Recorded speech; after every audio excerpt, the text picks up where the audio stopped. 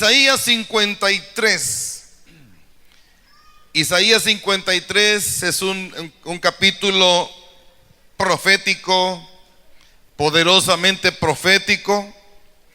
Isaías es el profeta que más se ha acercado a la profecía tocante a Jesús. Y en Isaías 53 se nos habla acerca de el sufrimiento de Jesús, el sacrificio de Jesús en la cruz del Calvario por nosotros, por la humanidad completa. Debo decirles que Jesús murió por la humanidad completa, sin acepción de personas. Él murió por católicos, por testigos, por mormones, por evangélicos, por musulmanes, por ateos. Amén. Sí, Él murió por todo. Dios no hizo acepción. Que el hombre se ha desviado, que el hombre se ha apartado es otra cosa. Amén. Pero la muerte de Jesús fue en beneficio de la humanidad en total, en completo. Cuando leemos este libro, lo voy a leer para luego seguir disertando algunas cosas. Dice la palabra, comienza con algunas interrogantes. ¿Quién ha creído a nuestro anuncio? ¿Sobre quién se ha manifestado el brazo de Jehová? Subirá cual renuevo delante de él, y como raíz de tierra seca. No hay parecer en él, ni hermosura. Le veremos, mas inatractivo para que le deseemos. Despreciado y desechado entre los hombres, varón de dolores, experimentado en quebranto, y como que escondimos de él el rostro. Fue menospreciado y no lo estimamos. Ciertamente llevó él nuestras enfermedades y sufrió nuestros dolores, y nosotros le tuvimos por azotado, por herido de Dios y abatido. Mas él herido fue por nuestras rebeliones, molido por nuestros pecados. El castigo de nuestra paz fue sobre él, y por su llaga fuimos nosotros curados. Todos nosotros nos descarriamos como ovejas, cada cual se apartó por su camino, mas Jehová cargó en él el pecado de todos nosotros. Angustiado él y afligido, no abrió su boca. Como cordero fue llevado al matadero, y como oveja delante de sus trasquiladores. Enmudeció y no abrió su boca. Por cárcel y por juicio fue quitado. Y su generación, ¿quién la contará? Porque fue cortado de la tierra de los vivientes, y por la rebelión de mi pueblo fue herido. Y se dispuso con los impíos su sepultura, mas con los ricos fue en su muerte. Aunque nunca hizo maldad, ni hubo engaño en su boca. Con todo eso, Jehová quiso quebrantarlo, sujetándole a padecimientos. Cuando haya puesto su vida en expiación por el pecado, verá linaje y vivirá por largos días. Y la voluntad de Jehová será en su mano prosperada. Verá el fruto de la aflicción de su alma, y quedará satisfecho por su conocimiento. Por su conocimiento justificará mi siervo justo a muchos, y llevará las iniquidades de ellos. Por tanto, yo le daré parte con los grandes, y con los fuertes repartirá despojos, por cuanto derramó su vida hasta la muerte, y fue contado con los pecadores, habiendo él llevado el pecado de muchos y orado por los transgresores. Amén. Dios bendiga su palabra. Cuando leo yo este capítulo, Isaías dio esta profecía muchos años antes del acontecimiento o el cumplimiento de ella. Y Isaías vio todo el cuadro completo de lo que había de pasar, tanto el sufrimiento como el resultado de ese sufrimiento. Porque el sufrimiento de Cristo no fue en vano. Y esperamos que no sea en vano. Aleluya, porque estamos aquí usted y yo. Amén, nosotros somos ese producto del sacrificio de Jesús. Gloria a Dios. Cuando Isaías inicia y pregunta, ¿quién ha creído a nuestro anuncio? Aunque Jesucristo es el Mesías de Dios, el Mesías ofrecido, la promesa que Dios había dado al pueblo de Israel, porque la promesa era al pueblo de Israel. Cuando se cumple la promesa, en el libro de Juan dice, a los suyos vino, mas los suyos no le recibieron. Mas a todos los que le recibieron y creen en su nombre, Dios les da el poder de ser hechos hijos de Dios. Se revierte a los gentiles, pero originalmente la promesa era a los judíos. Pero dice aquí, ¿quién ha creído a nuestro anuncio? Porque esa era la palabra clave en cuanto a desviarse la promesa, y no desviarse, sino a hacer compartida la promesa ya con los gentiles. Digo, con los gentiles que somos nosotros. Para los que no entienden lo que es gentil, hay dos pueblos en la tierra: el pueblo de Israel, que es el pueblo judío, es el pueblo escogido por Dios. Aunque a muchos no les guste, esa es una gran realidad, una gran verdad. Y los judíos son ese pueblo de Israel, de la gran nación de Israel, como la nación que Dios escogió. Y los gentiles son todas las demás naciones: Europa, Asia, América y Oceanía, y todos los demás pueblos, África, son los pueblos gentiles. Lógicamente somos más, pero Dios había determinado que su promesa era el pueblo de Israel. Pero Israel se negó a creer en Cristo, se negó a creer en el Señor. Y Dios, cuando Jesús viene, Israel lo rechaza. Entonces aquí la pregunta, ¿quién ha creído a nuestro anuncio? Estaba diciendo el profeta, no va a ser acepto en su pueblo. Ya lo estaba viendo Isaías, ya lo estaba viendo que Israel no iba a aceptar a Jesús, al Mesías. No lo iba a aceptar. Entonces la pregunta sucede ahí. Muchos de ellos, como esto de creer es opcional. Nosotros no creemos por fuerza, creemos porque decidimos creer. Creemos porque decidimos nosotros creer en el Señor, pero nadie nos obliga. ¿Verdad que sí? Nadie obliga a nadie a seguir a Jesús. Esa es la gran maravilla en la obra de Dios. El diablo, en cambio, él sí presiona, él sí obliga. Para él es obligatorio que lo sigan a él, y vienen las amenazas. Mas Dios nos da a nosotros libertad de decisión, le da a la humanidad libertad de decidir si lo quieren seguir. Por eso en Apocalipsis dice, aquí yo estoy a la puerta y llamo, tocando. Aquel que abriere la puerta, yo entraré en él y cenaré con él. Si la gente abre la puerta, entonces van a ser salvos por la gracia de Dios. Dios no obliga, Dios llama. Dios llama, y el que quiere atender el llamado lo recibe en el nombre de Jesús. Hubo muchos infieles y muchos fieles creyentes entre los judíos que cuando Jesús vino lo aceptaron. No eran todos los que no aceptaban, pero porque originalmente en Israel comenzó todo, y hubo gente de Israel que le creyó y lo siguió. Pero hubieron otros que no le creyeron, y sino que se volvieron contra él. Cuando dice, ¿y sobre quién se ha manifestado el brazo de Jehová? Subirá cual renuevo delante de él, y como raíz de tierra seca. no hay parecer en él ni hermosura, raíz de tierra seca.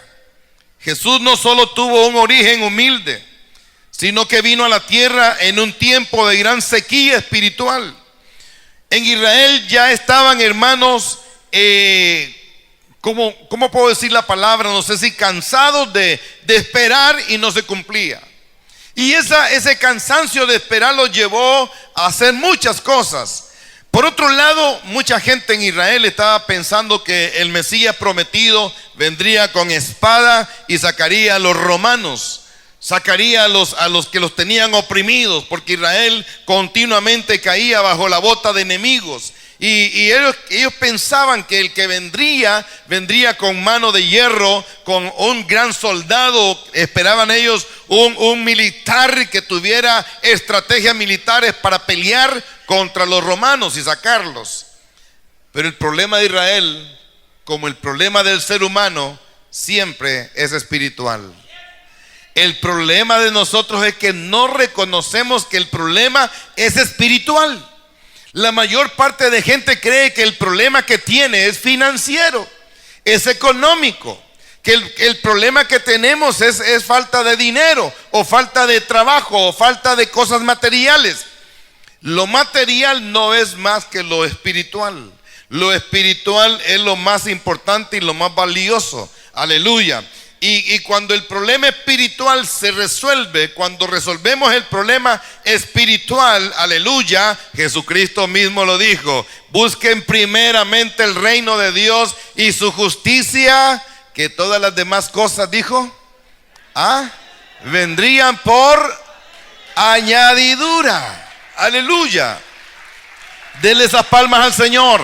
Pero la gente pensó que Jesús vendría, o que el Mesías vendría con eso, con mano de hierro, a sacar a los enemigos. Y cuando viene Jesús, todo lo contrario. Jesús viene a hacer otro tipo de labor, otro tipo de trabajo, porque el problema del ser humano no es material. Tu problema no es material, tu problema es espiritual. Si solventas la parte espiritual, yo te aseguro que la material se somete a lo espiritual. Lo material no fue primero. Lo primero fue lo espiritual. Lo primero fue lo espiritual. Entonces, cuando Jesús viene, aleluya, no lo entienden. En la otra parte, también el versículo 2 dice: sin atractivo para que le deseemos. El Mesías carecería de esplendor terrenal y de atracción física. Siempre el mayor interés de Dios es el carácter, la santidad y la obediencia de la persona, no la condición social ni la belleza física. Ellos esperaban ver a un soldado así, un generalón y todo, con cara seria, y que diera las órdenes con fuerza. Jesús vino como un hombre sencillo. Él vino como un hombre sencillo, y quizás hasta aparentaba fragilidad, muy frágil. Aleluya, gloria a Dios. Pero ellos esperaban otra cosa. Cuando lo vieron, lo menospreciaron. Lo menospreciaron, lo echaron de menos, lo vieron como de menos, porque no vieron en él como esa persona que ellos esperaban. Dice el verso 3: despreciado y desechado entre los hombres, varón de dolores, despreciado y desechado. Los hombres, oiga bien, despreciado y desechado. Es posible que tú lo hiciste en algún momento.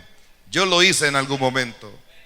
Yo desprecié a Jesús en muchas ocasiones antes de mis 20 años. Aun cuando era un adolescente, un joven, me hablaron de Jesús y yo me reía de los cristianos. Me reía de aquellos que me hablaban de Cristo. Yo les he contado a ustedes que yo tiraba piedras en las iglesias. Había una iglesia en mi barrio y el techo del templo era de asbesto, y el asbesto con la piedra se quiebra. Y yo tiraba piedras para que el asbesto se quebrara. Yo rompía con ondas de grapas, yo rompía los focos de la iglesia. Desprecié. Quizás no lo hacía directamente a Cristo, pero lo hacía para con los suyos. Recuerden a Saulo de Tarso cuando persiguió a Cristo. ¿Qué le dijo el Señor cuando lo encontró en camino a Damasco? ¿Por qué me persigues?, le preguntó. ¿Por qué me persigues, Saulo? No me estás persiguiendo a los cristianos, me estás persiguiendo a mí. Y le dijo: dura cosa te es dar cosas contra el aguijón. Te estás golpeando a ti mismo, no es lo correcto. Entonces uno, cuando menosprecia a un cristiano que le está hablando, no se da cuenta que está menospreciando a Cristo.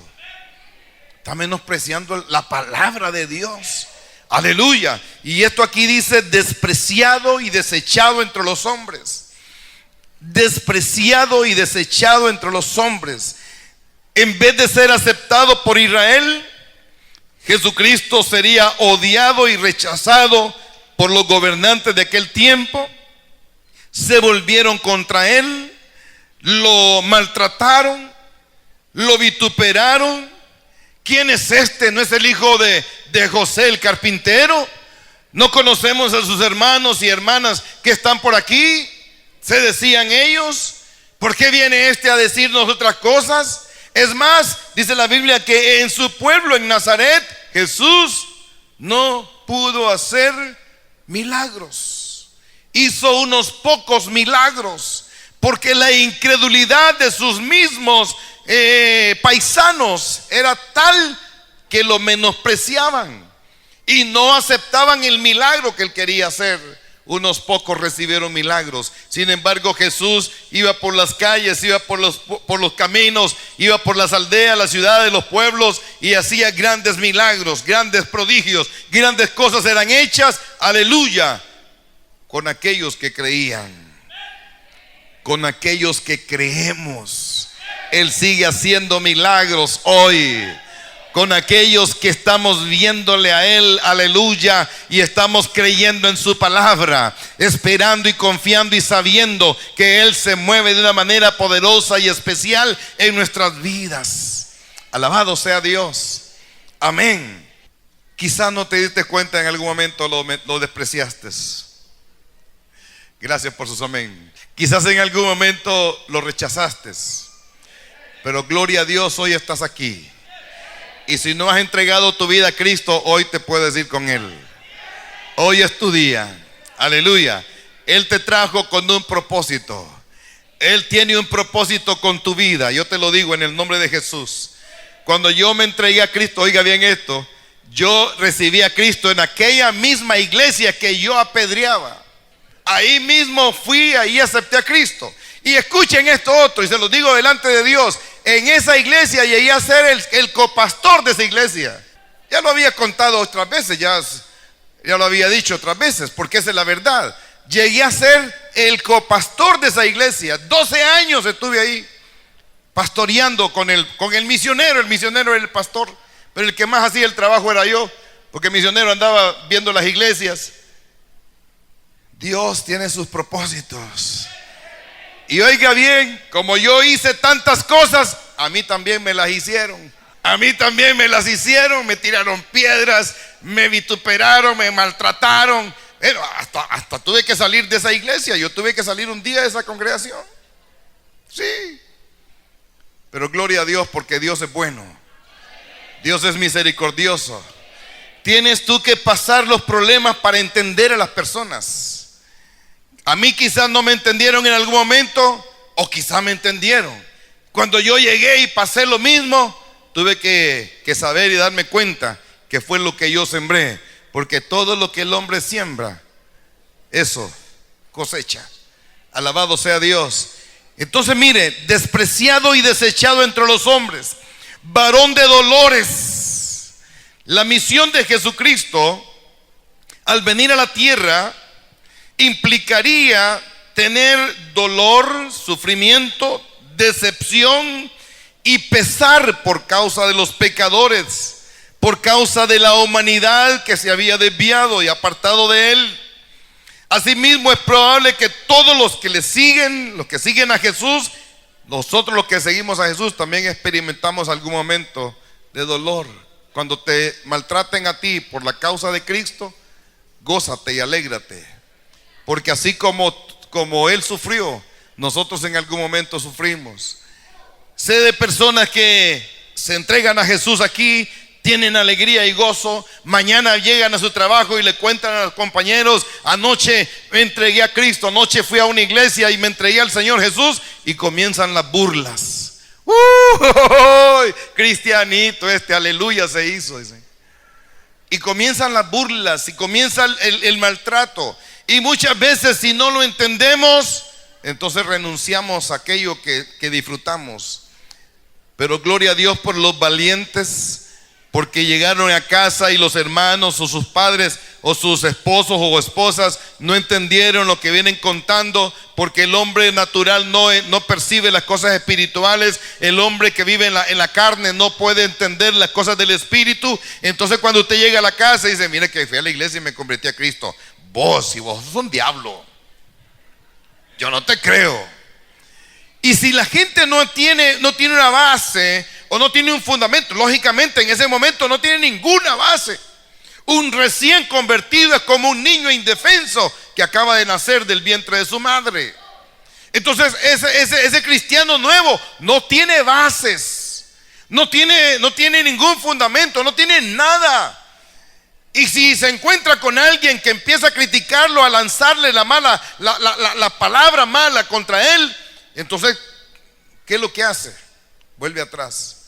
Por eso, hermanos, hermanas, nosotros tenemos que, del cristiano que se convierte aquí, esta semana que viene, lo tenemos que tener. Llámelo, búsquelo, trátelo, invítelo, muévalo, dele algunos consejos importantes. En las últimas semanas que he visto convertidos aquí, yo los he estado llamando. Yo no sé si los coordinadores han seguido llamando después a esas personas, pero tienen que hacerlo, tenemos que hacerlo. Eso es imperante, porque eso es como un niño que nace. La madre lo tiene que tener ahí cerquita, pegado al pecho, para que esté mamando el pecho, para que esté alimentándose. Lo tiene que estar cambiando, lo tiene que estar bañando, atendiendo, porque ese niño no puede por sí solo nada. Así es el cristiano nuevo, por sí solo no sabe ni entiende nada, no puede solito, necesita tu ayuda. Yo no sé si ustedes se acuerdan, pero el día que clausuramos los discipulados, que dimos aquí los diplomas de participación, nos comprometimos a que íbamos a cuidar a los nuevos convertidos. Necesitamos cuidar a esos nuevos convertidos. Digo, necesitamos cuidar esos nuevos convertidos. Es necesario, es necesario cuidar a esos nuevos convertidos, porque si no lo cuidamos, el diablo los va a devorar. Varón de dolores, algunas veces tendremos sufrimientos por causa de Cristo. Pero el Señor mismo dijo: bienaventurados aquellos que por mi causa reciban vituperios, maltratos, dolores, decepciones, porque ellos verán el reino de Dios. Aleluya.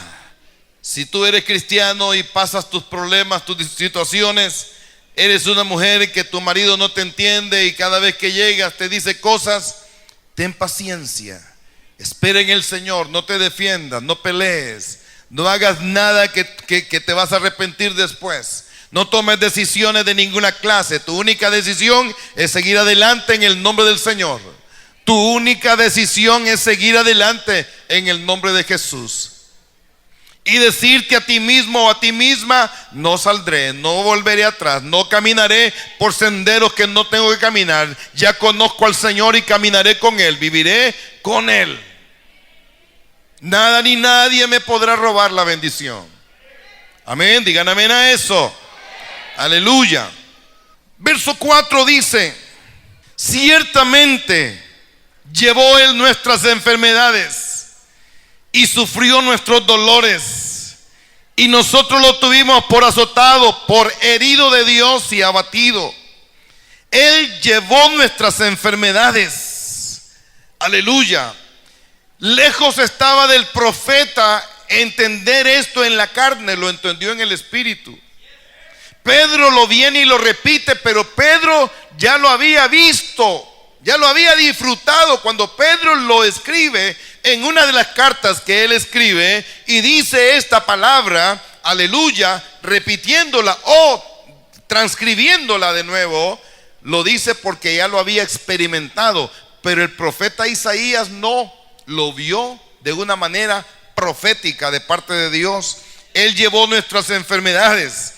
Este versículo también está en Mateo 8:17, con referencia al ministerio de Jesús de sanidad de enfermos. Jesús vino y tuvo ministerio de sanidad poderoso, tanto física como espiritualmente. La gente se sanaba y también se liberaba, aleluya, porque espiritualmente la gente necesita liberación y necesitan sanidad. Una de las cosas maravillosas y grandes en la obra de Dios, en la obra de Jesús en nuestras vidas, es que es completo. Él obra espiritualmente, obra físicamente y emocionalmente. Y ahí están las tres partes del hombre: espíritu, alma y cuerpo. Él sana el cuerpo, aleluya, liberta el espíritu y liberta al alma de las emociones. Gloria a Dios, digan gloria a Dios por eso. Aleluya. Mire, el Señor obra y opera de esa manera. Entonces dice, ciertamente llevó Él nuestras enfermedades. Él llevó nuestras enfermedades. No las va a llevar, las llevó. Aleluya. Cuando usted esté en alguna enfermedad, dígale: Señor, por tus llagas fui sanado. No seré sanado, fui sanado. Por tus heridas fui curado. Amén, fui curado. Aleluya. Hoy quiero ver esa manifestación de esa sanidad que tú ya hiciste en mi vida. Amén. Entonces era necesario saber que el Mesías Jesús sufriría el castigo a fin de que los seres humanos sean librados de sus dolencias, de sus enfermedades, como también de sus pecados. Por lo tanto, es correcto que se ore por la sanidad física. Nosotros tenemos que reclamar esta promesa. Esta es una promesa de la palabra que por la gracia del Señor, aleluya, recibimos como sanidad. Amén. Número 5. Mas el herido fue por nuestras rebeliones, molido por nuestros pecados.